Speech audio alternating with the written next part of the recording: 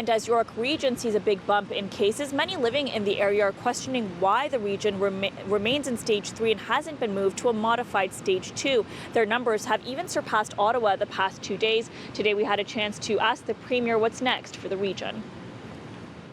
I was wondering why that region hasn't been moved to a modified stage 2 yet.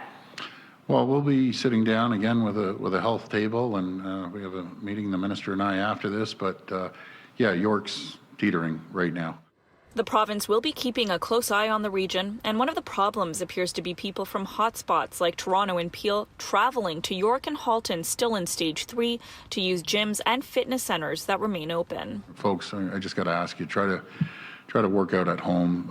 The big fitness clubs are saying they don't want you to come there. We'll take action if we need to, but as the Premier indicated, please stay within your own region. Please work out at home.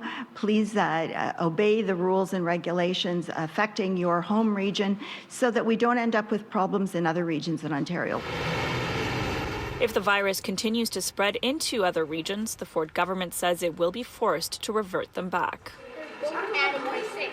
Meanwhile, on the education front, Minister Stephen Lecce announcing changes to Ontario's teacher hiring process, revoking a rule that prioritizes seniority over merit. Teacher hiring in Ontario will now be dictated by merit, diversity, and the unique needs of schools and communities within our province over seniority.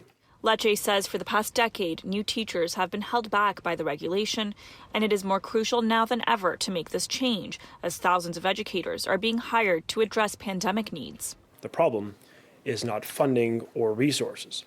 It's a challenge where principals cannot hire quickly.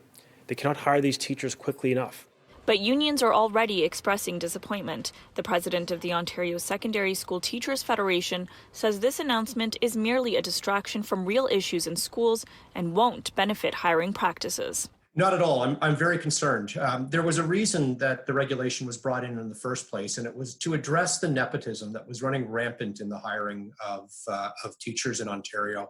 It was to create a fair and equally importantly, a transparent hiring process. He says merit can't be quantified, but the minister says the change will also address another important issue, the need for more teachers from diverse backgrounds. Our classrooms simply do not reflect our province, and that is a problem.